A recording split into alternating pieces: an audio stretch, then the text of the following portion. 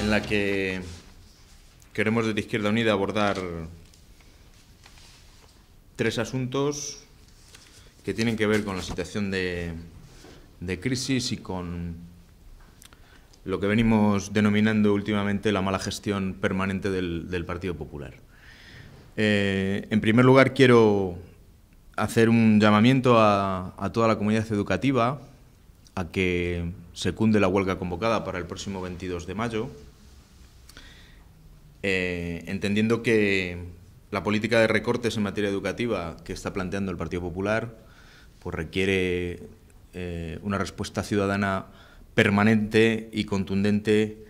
en las calles y una de las mejores herramientas que puede haber es esa huelga que se ha convocado para el próximo día 22. Decir en este sentido que los sindicatos convocantes cuentan con todo el apoyo de Izquierda Unida,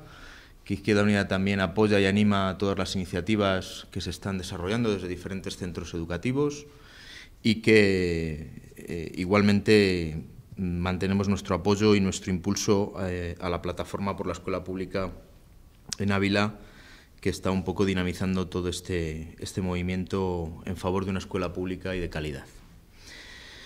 Decir en este sentido que desde Izquierda Unida hace un mes aproximadamente remitimos una carta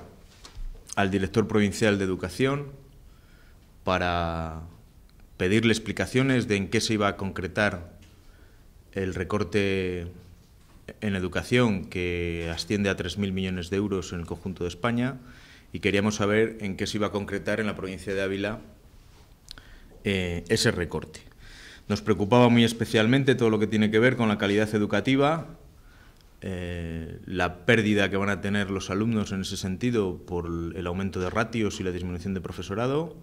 y nos preocupa también igualmente todo lo que tiene que ver con la conciliación de la vida laboral y escolar, y en ese sentido, junto a otras cuestiones que también se detallaban en esa carta, le preguntamos hace un mes, pero desgraciadamente a fecha de hoy no hemos recibido respuesta. No sabemos si el director provincial, con la que está cayendo y con lo que le toca a este asunto, está escondido debajo de la mesa de su nuevo despacho. En segundo lugar, en el segundo capítulo, pero no por ello menos importante, que tiene que ver con la política de recortes del Partido Popular, referirnos también a la sanidad. En este sentido, igualmente, desde Izquierda Unida apoyamos todas las movilizaciones y reivindicaciones que se están haciendo desde los distintos estamentos de los trabajadores de la sanidad, porque entendemos que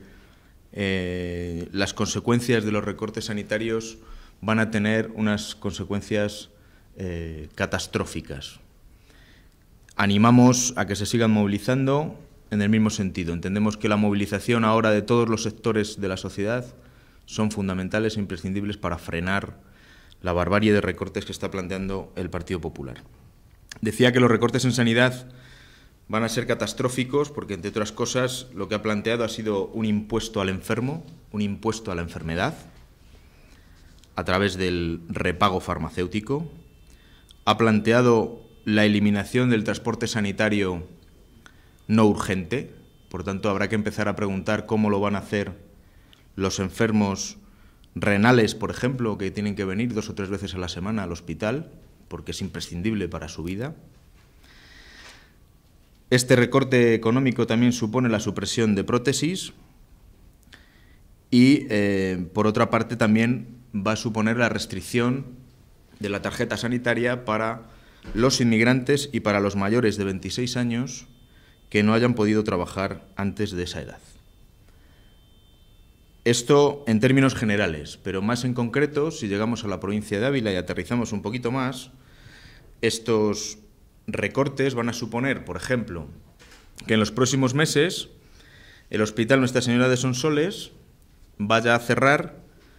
el ala derecha de la 8ª planta y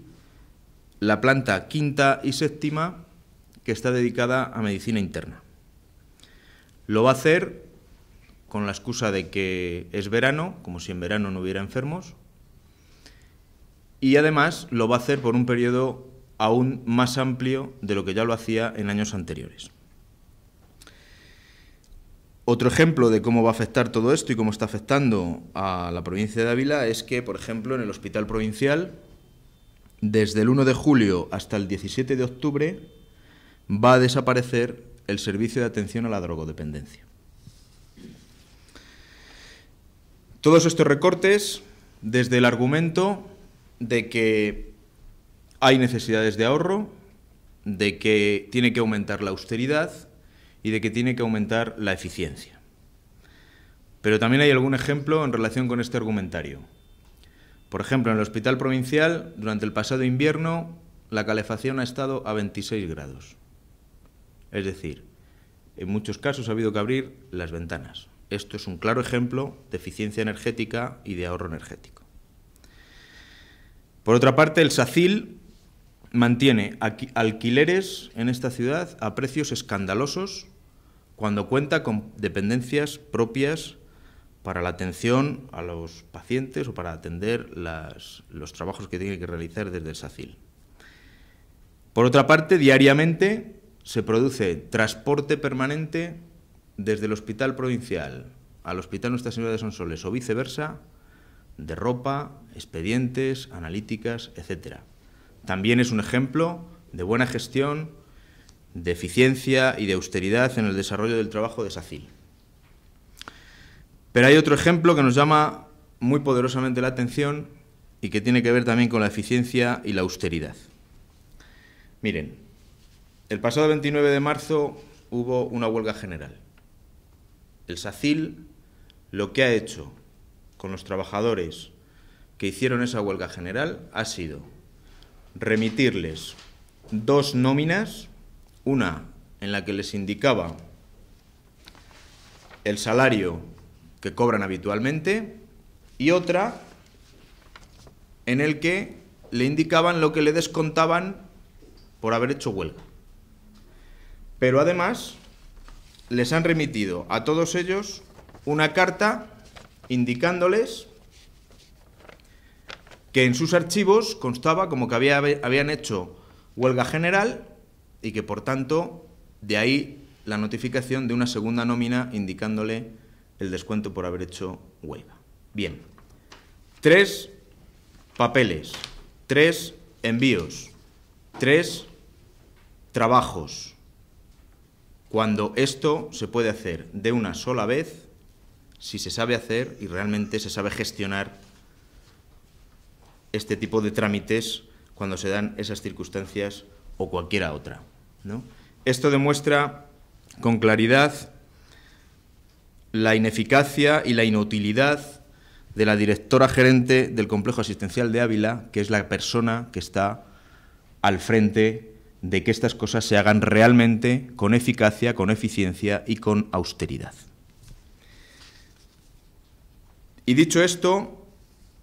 es necesario, por las circunstancias actuales y por la que está cayendo también, enlazar toda esta política de recortes en educación y en sanidad con Bankia. Y nosotros insistimos, 7.000 millones de euros de recorte sanitario, más 3.000 millones de euros de recortes en educación son 10.000 millones de euros. Exactamente la misma cantidad de dinero que el Gobierno de España está dispuesto a dar para rescatar a Bankia. Esto simplemente es un insulto a la inteligencia y una vergüenza. Porque es necesario explicarle claramente a los ciudadanos si el dinero está para atender las necesidades de los ciudadanos o si está para salvar a la banca. El discurso de que no hay dinero ya no vale, ya no cabe. Y por tanto estamos ante una política del Partido Popular que favorece el rescate a la banca, que es la que ha creado la crisis, y una política económica que perjudica a las personas que no han tenido nada que ver con la situación de crisis económica que tenemos en este momento. Y hablando de Bankia, y puesto que de repente en esta semana el señor Juan Vicente Herrera ha descubierto que tenía traidores entre sus filas en relación con Bankia, pues conviene recordarle que en Castilla y León hubo un acuerdo en su momento con todas las fuerzas políticas y sindicales y empresariales que apostaban por un músculo financiero para Castilla y León y que apostaban todos unánimemente para que las cajas no se fueran de Castilla y León. Ese proyecto, firmado por todos, impulsado por él, se vio truncado por los traidores que de repente ahora ha descubierto. Entre otros, el señor Agustín González, el permanente cacique de esta provincia, que en su momento, por esa política de reyezuelo, impidió que ese proyecto económico para Castilla y León saliera adelante. Pero hay que decirle al señor Juan Vicente Herrera que ahora no venga a lamentarse, porque esto ya lo sabíamos, esto ya se sabía desde hace años, que por ahí no íbamos bien, y que esto tarde o temprano iba a reventar, y que al final Ávila se quedaba sin su caja. Ya que Juan Vicente Herrera ha descubierto que ahora tiene traidores entre sus filas y que esta semana va a venir a Ávila,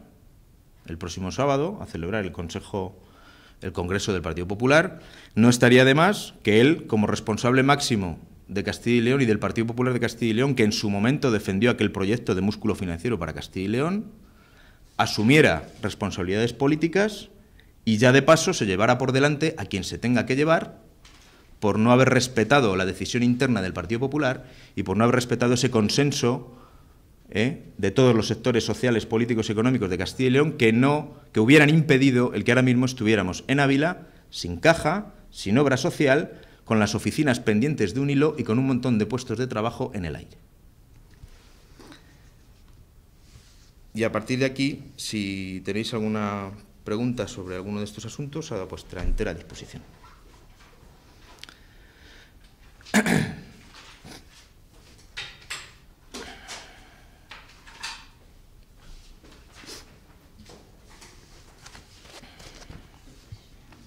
Sí.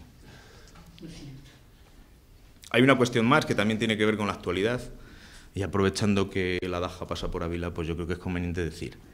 Ayer todos hemos conocido la noticia relacionada con Nissan. Queremos hacer una valoración positiva de esa noticia, pero también una valoración prudente, en el sentido de que ya son muchos los sustos que nos hemos llevado en esta provincia en relación con el empleo y con la creación o ampliación de empresas, y por tanto sería conveniente que algunos no vendieran la piel del oso antes de cazarlo. Somos conscientes de que este asunto puede darle cierto frescor al propio Congreso del Partido Popular el próximo sábado, y no así el que se den en ese Congreso asunción de responsabilidades en relación con Bankia, pero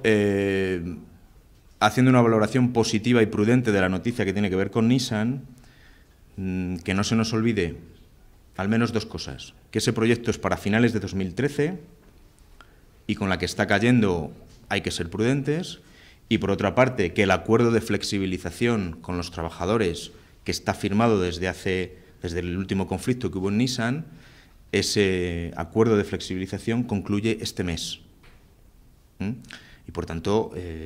insisto, valoración positiva de la noticia, pero prudencia desde aquí hasta finales de 2013.